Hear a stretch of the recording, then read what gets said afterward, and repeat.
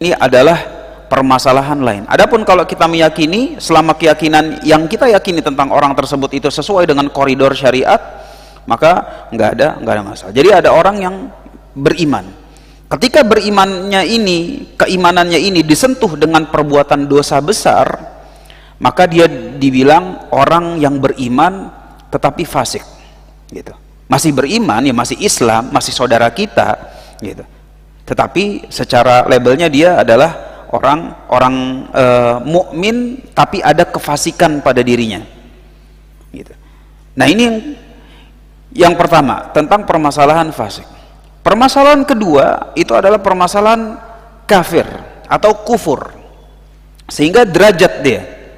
Maka ada kekufuran yang bisa menghapus keimanan dari seseorang, sehingga orang yang melakukan hal tersebut dia langsung berubah jadi orang kafir.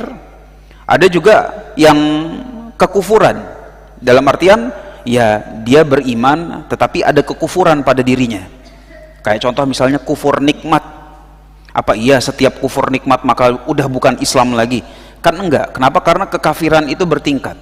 Dari sini kita mengetahui bahwa keimanan bertingkat, kefasikan itu bertingkat, dosa-dosa juga bertingkat, kemudian kekafiran pun juga bertingkat. Dan ini semuanya tentunya harus dipelajari mana tingkatan-tingkatannya, mana yang bisa betul-betul pondasi dalam agama, mengganggu keimanan akidah secara pondasinya. Dan ini tentunya dalam permasalahan-permasalahan akidah. Nah, di sini Rasul alaihi salatu wassalam mana tuh? Berkata sibabul muslim fusuq, bahwa mencela seorang muslim yang lain itu merupakan kefasikan, yang menunjukkan bahwa mencela orang muslim yang lain itu merupakan dosa besar. Mencela muslim yang lain itu merupakan dosa besar, walaupun celaannya itu ada pada dirinya. Walaupun misalnya kita bilang apa ya macam-macam lah, ah item loh, atau macam-macam ya. Kalau dulu biasanya orang bilang ah dasar lo hitam gitu, terus ya kita emosi gitu kan, wah mentang-mentang putih nih orang kan gitu. Tapi secara syariat itu udah mulai celaan gitu. Apalagi kalau celaan-celaan yang sifatnya itu binatang, jelas ini merupakan dosa besar. Sehingga ketika celaan tersebut itu ada pada diri orang tersebut, misalnya memang beneran hitam, beneran mohon maaf bibirnya mungkin sumbing, matanya picek, macam-macam lah kekurangan-kekurangan fisik,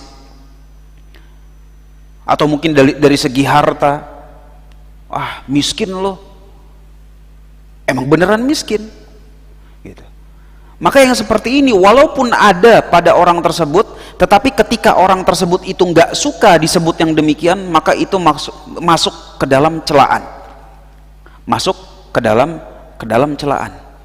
Berbeda ketika misalnya ternyata permasalahannya itu adalah orang tersebut nggak ada apa namanya, dia udah tahu bahwa ya udah dia memang dikenal dengan hal tersebut.